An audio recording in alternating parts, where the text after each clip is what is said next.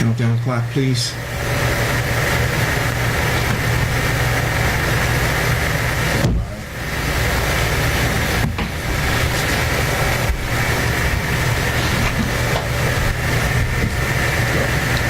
Good Sunday afternoon and welcome to you on this Super Bowl weekend. My name is Tayati Howard, your host. Welcome to the KBLK Community Calendar.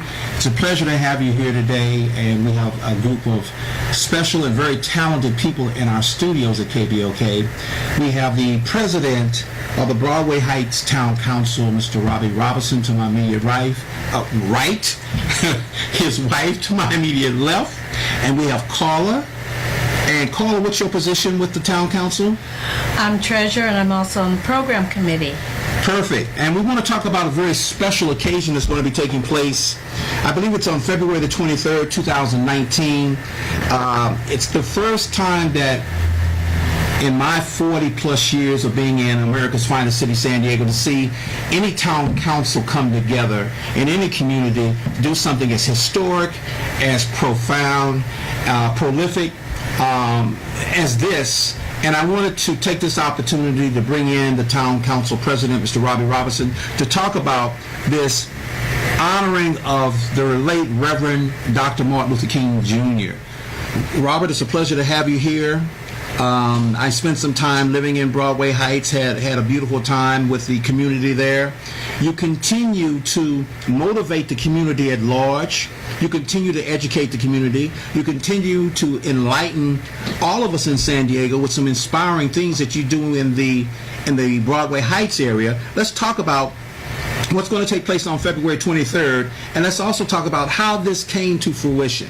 Yeah, well, thank you, Talia, for having us here this morning, the Broadway Heights Community Council and the committee members here.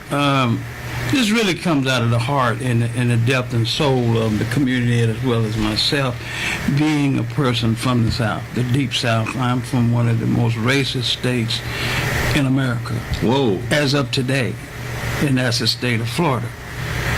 I didn't know that. We just learned something there. Yeah, and we have battled right out of this office trying to get a street named after Dr. King, as well as the convention center, and a lot of those conversations taking place in this office with the late Councilman George Stevens. Yes. And the street, as you know, and folks who live in San Diego know, this street name was taken away because just the mere fact of a letterhead, yes, an envelope changing the address, in which we know that was wrong, and we know the moral behind that with Dr. King, everybody counts and everybody matters.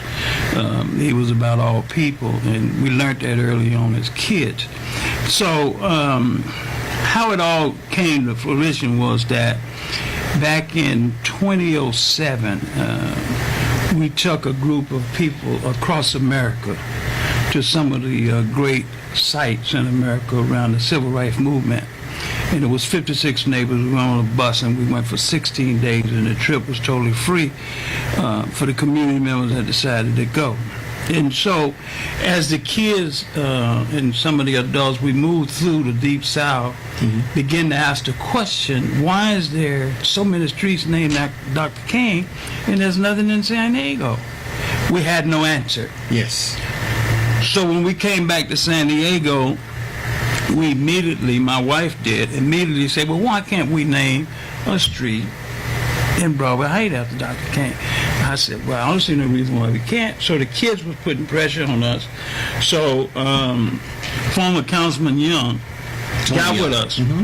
Tony Young got with us. He said, well, look, we'll find the funds so that you guys can name that street. Excellent. And so Tony was the original push to help us get the street name. It was a process, but the kids did learn one thing about the political process and what you had to do with government in order to make things heard. So that was a lesson for the kids. And so we finally got that together, and we finally got all of the paperwork and all of the things we needed in the application process. And we went before the city council. It was a 9-0 vote to name the street. Really? 9-0 vote. In favor? In favor of 9. And actually the current mayor was on the council at the time. Faulkner. Okay. And so that happened. They all came to the ribbon cutting. We had a big day out there, and everybody celebrated. It was stated then that we wanted to make this a promenade. And we wanted to make this come to fruition. It took us starting at 2010 to today to get the funds secured to do this. Kevin Faulkner and Myrtle Cole was the champions behind getting us the money. This is no slight on the current council person, but at that time, that's who it was.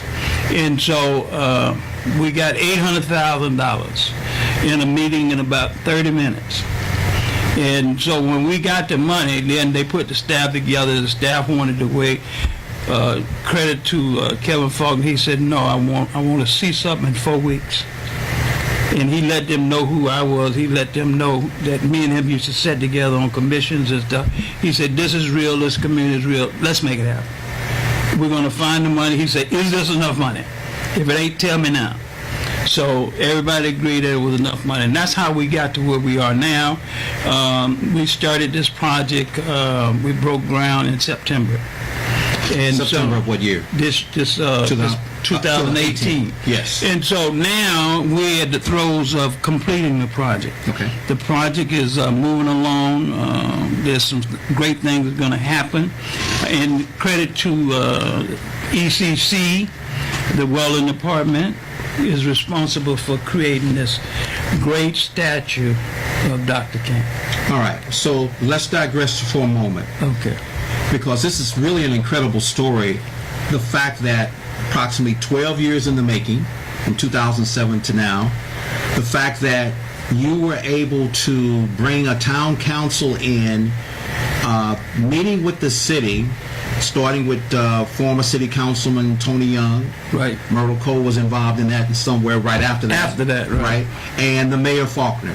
Faulkner. That's right. And as a result of that, you have successfully pulled off the naming of a street inside of Broadway Heights, right. And you're going to be putting up a bust of the Reverend Dr. Martin Luther King on that street. That's correct. All right.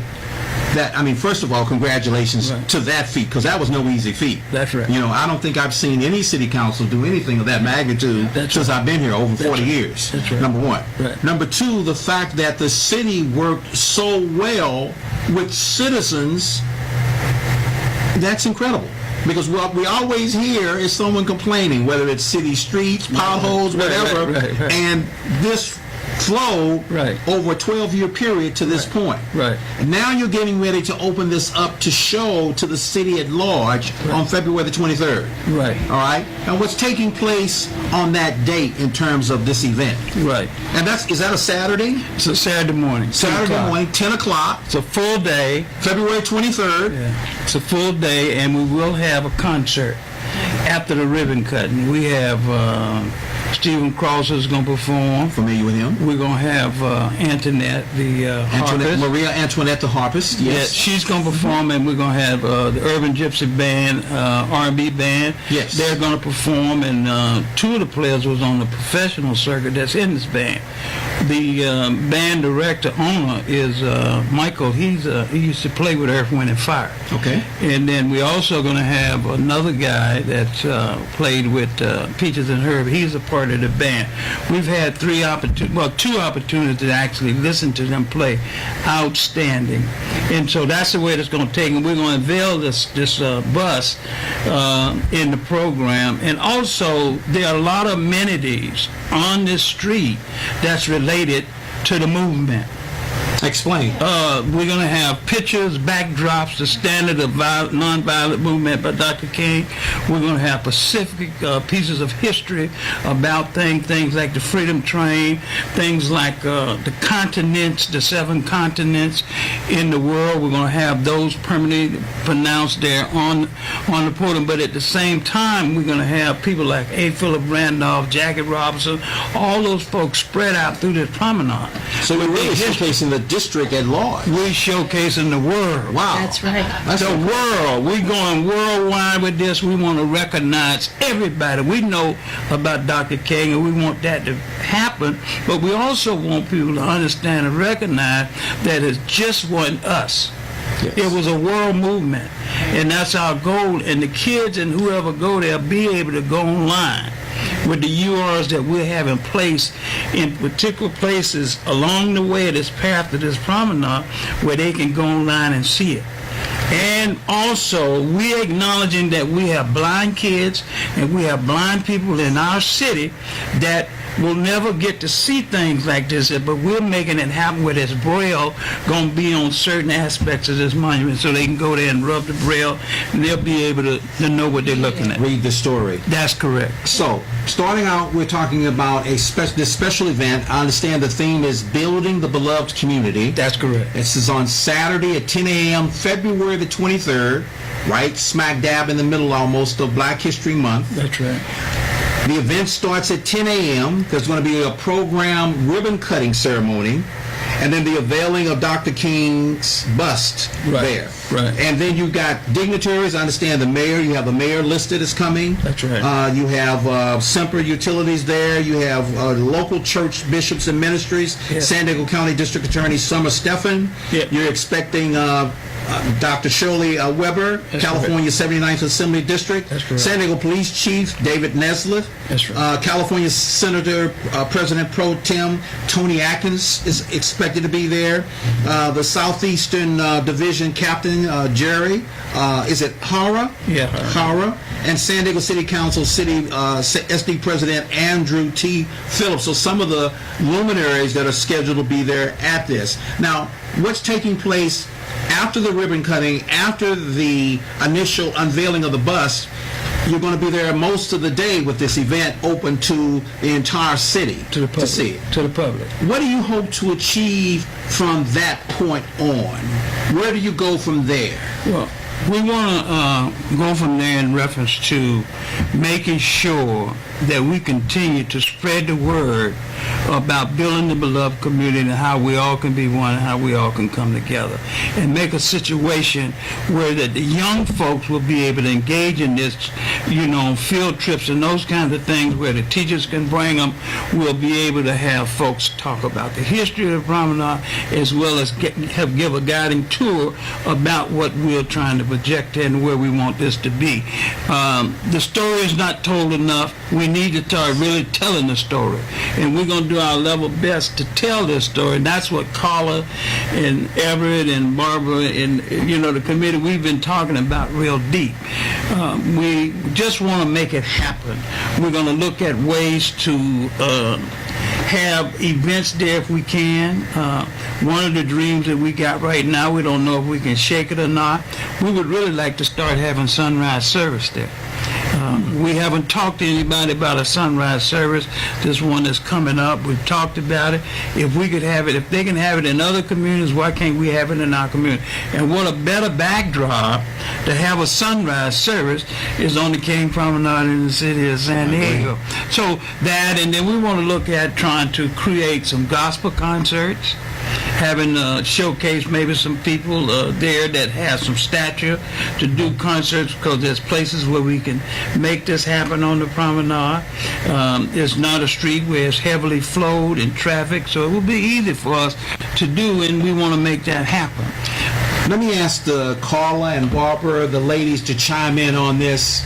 How do you see this? It's amazing as you tell the story as to how this started from a bus ride back to the South with kids and community seeing outside of what's happening here in San Diego, and then putting together that dream to bring something back home in America's so-called America's finest city. Right. That's amazing. How do you feel? I feel really glad because we actually went 3 times with busloads of kids, and we've seen pretty much a lot of things that we've seen that maybe we wouldn't have wanted to see, because not everything is as good as it sounds when you go and we have a chance to tell about history. Yes. What people have paid, what they paid for it. Like we were talking with someone the other day about his mother, who was killed while she played the organ at You're referring to church. Dr. King's mother. Yes. Yes. Incredible. And a lot of people don't know that, but You're right. that whole family paid so much. A serious price A serious for our freedoms and our civil rights. Carla, did you want to chime in? Or? Yes, I mean, it's such a historic event. You know, Dr. King, I believe he knew that it was going to be peaks and valleys to get to a moment like this. And keeping the dream alive. And I think that's what the purpose is here, to do that. This is a historic event and moment and time and place in San Diego where we can educate and commemorate the principles, the philosophies of Dr. King. And just to be a part of that has been an honor. I was raised in Broadway Heights. I've lived there since I was 5 years old. Oh, wow. And I moved away, and I moved back recently to take care of my mom. My family moved there. And just to see this metamorphosis, this happen, is just amazing. And I think there's so many things. I mean, I would like to eventually see a replica in the Smithsonian.